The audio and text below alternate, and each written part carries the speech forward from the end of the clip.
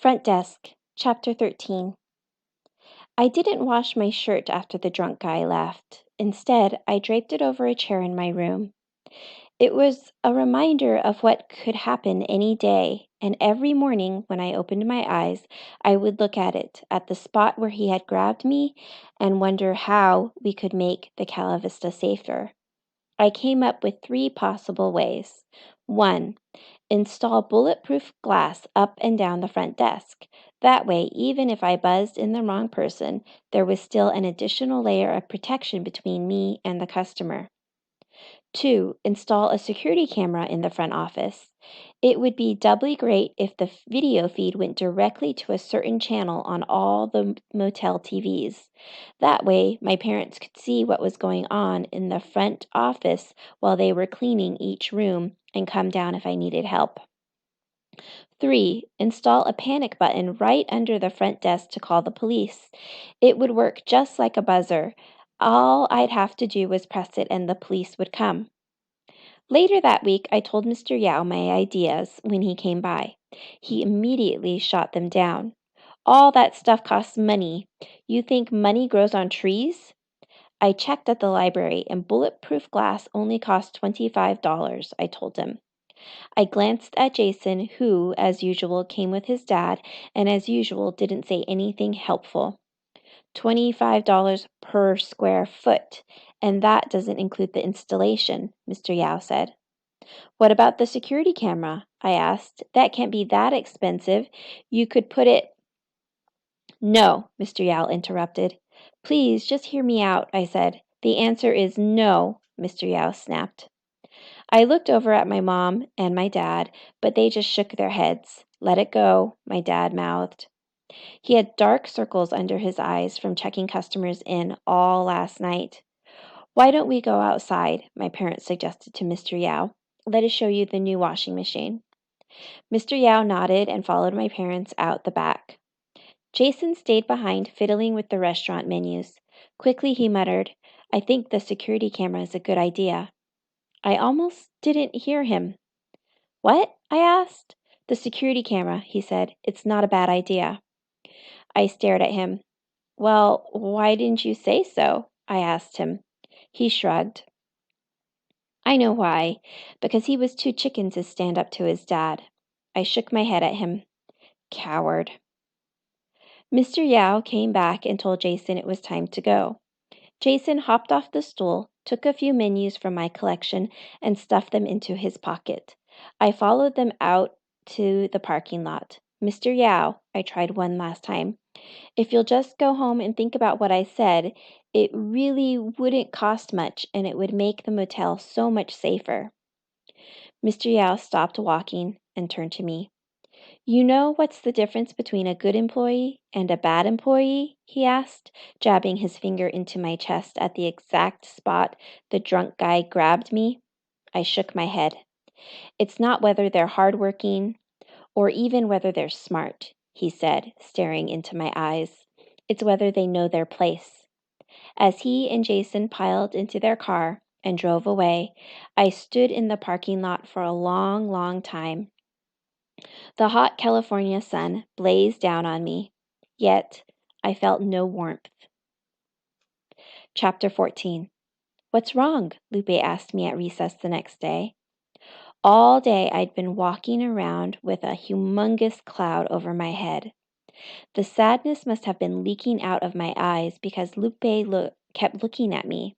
And of course, the more she looked at me, the more I wanted to tell her. But how?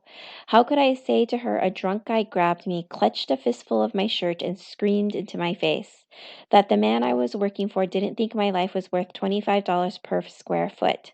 How could I tell Lupe all that? Oh, come on, it can't be that bad, she said, which didn't make it feel better at all. It only made me mad because really she had no idea what she was talking about. As much as I liked Lupe, she was just in a different world. Her and her perfect parents and her perfect dogs, it just wasn't fair. I stood up.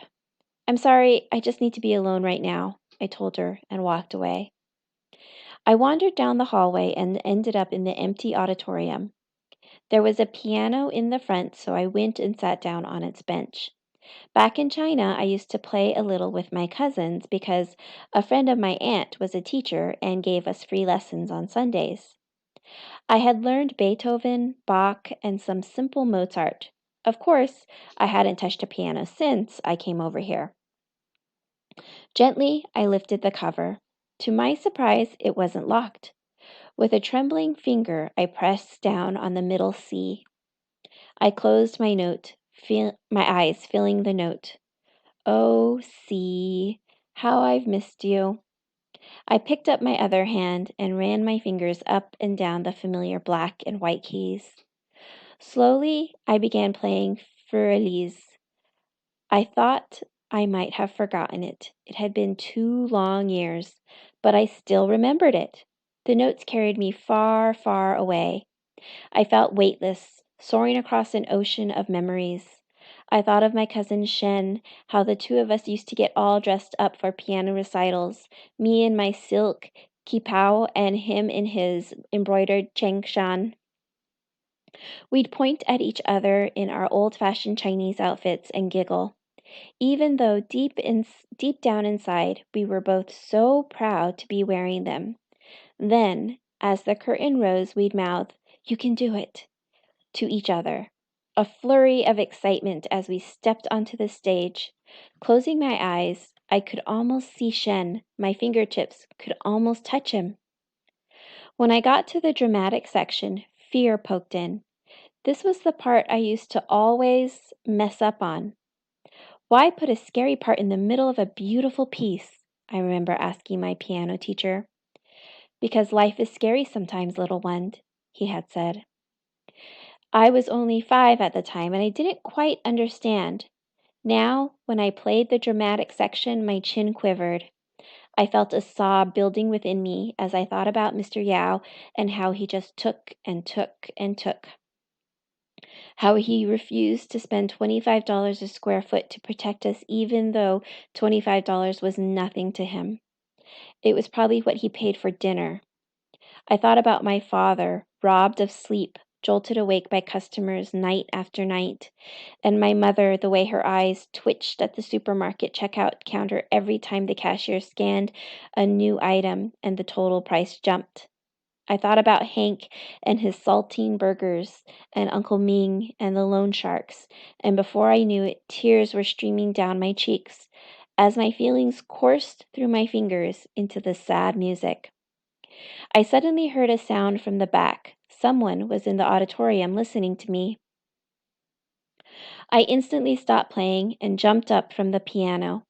I hugged myself with my arms like I was naked. "Hello?" I called. The small figure made its way over to me.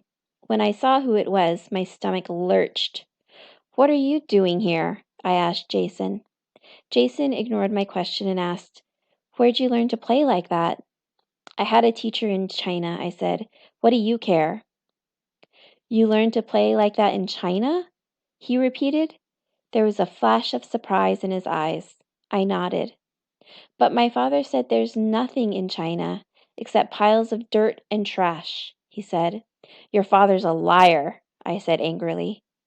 A typhoon ripped through me, my hands balled into fists, prepping for battle. "He said that you guys like to sit around and spit on the floor." "That's absurd," I exclaimed. "Is it true none of you had any money?" he asked.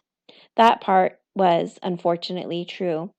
My parents came to America with only $200 in their pockets. "How'd you learn to play piano if you had no money?" Jason asked. For some reason, this infuriated me. "Why can't I learn piano?" I asked him. "What, you think only rich people get to do stuff?" Jason turned bright red. "I just meant poor people can do stuff too," I shouted at him as I slammed the piano cover and walked away.